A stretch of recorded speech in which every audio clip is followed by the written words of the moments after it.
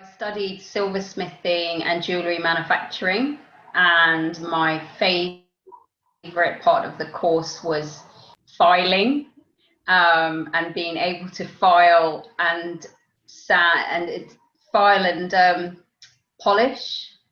So I actually loved the history of the file, the tool itself, because it's actually quite an old tool and it's an old technique used. So I actually particularly liked being able to file in a very straight line.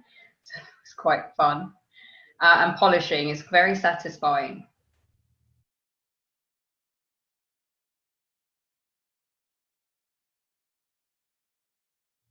The learning environment was it was a group session, so it was a really good setup because you also got to make friends and see other people's abilities and different standards. So we had workbenches next to each other, so we did kind of create some good friendships. I've still got those friendships to this day.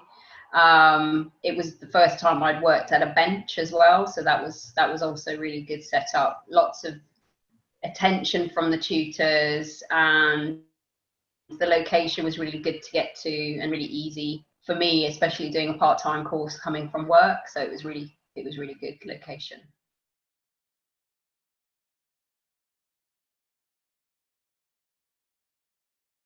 I chose BAJ because it allowed me to have the flexibility, because I had a full-time job and they offered discounted courses, diplomas for a year that you could learn part-time, and it still gave me the certification. So, and it was a great location because it was in Farringdon. It was easy for me to get to, and it fit really well with my daily schedule. So that was the best fit, and it gave me an all-round introduction and access to different levels of and techniques. So I felt it was the best course and the best diploma to do for me.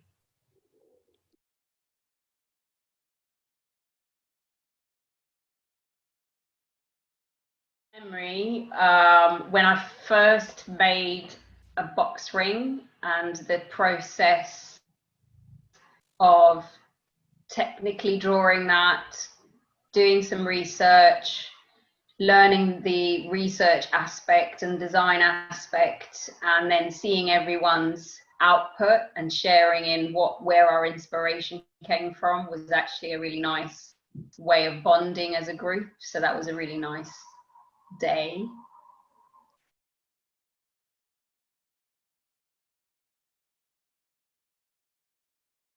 Immediately after graduation, I held an exhibition at Craft Central, and it was my first selling exhibition of a collection that I made and manufactured on the back of work doing the course with BAJ. And from there, so 2012, and I actually sold some pieces. So that was the first time I sold a piece of silver jewellery. So I decided to create a website and an e-commerce site. And 2015, I actually rebranded the current brand, Nakibirango, which is my full name. But most people call me Naki for short. And I've just been building collections and cohesive collections since I graduated. So it's been a process and learning curve still on how to use the e-commerce platform and how to build collections and brand and advertise. And so I've been slowly building up collections and doing shoots and model shoots and really working on a brand.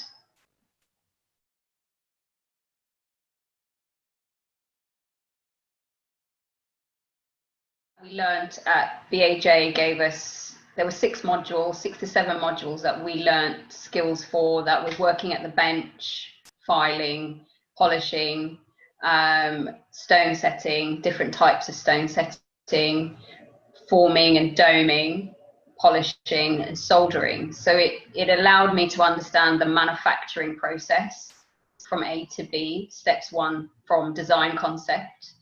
And we also had an introduction to CAD design on how you can then do 3D modeling that you could then have 3D printed and a collection manufactured. So I've built up relationships with suppliers like polishers and casters that I work with now to allow me to then get what is it as a design concept and then into a marketable product. So it's helped me, and I'm still learning, to be honest, but it's taught me how to take what I can visually see. So for example, I was inspired by the bees honeycomb, the hexagon, and I also like architectural structures and shapes, and so I tried to bring nature and architecture together, and how then it was learning how to take that concept and that idea into a wearable piece of jewellery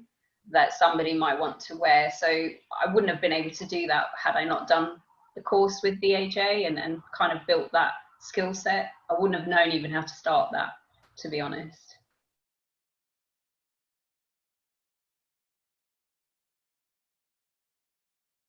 I do a lot of bezel stone setting, so a lot of cabochon setting, and where I do bespoke work. I sometimes get asked to make rings, and I do a lot of wax carving and a lot of wax production. So I do tend to, and of course filing and working at the bench and drilling.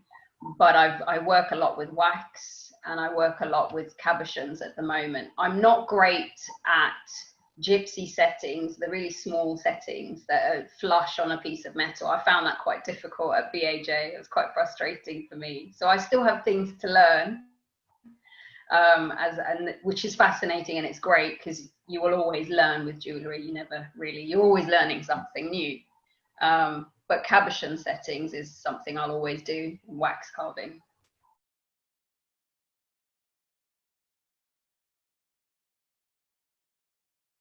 Future, there's a new collection in the conceptual state at the moment. So we're just initially, myself and a CAD designer are working together to build the basis and the foundation for a collection. So we've got a mood board together, and we're just coming up with some potential collection concepts and what sort of platform we want to present and the collection to stand for. So everything I make is symbolic in one way or another. It has some level of meaning, either to me, to the wearer, or there's a journey and there's a story as to why I made that piece and what took me to make that piece. And that'll be the same for our collections next year. So I'm hoping in 2021 I'll be launching a new collection with lots of bold colors.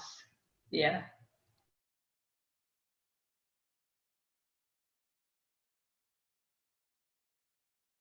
Tips would be, if you're still aspiring and you'd like to make something, I think do short courses at first. Get comfortable with the type of metal you probably want to work with. That's how I started. I started a 6-week course on how to make a ring, get a feel for what you're comfortable, where your strengths maybe are, and just dabble and have fun. And you'll find your niche, and then when you're ready to commit to a longer course, then definitely commit to something like BAJ, and just have fun in everything you do, and don't be afraid to experiment and explore. So there's lots of opportunity to design out there.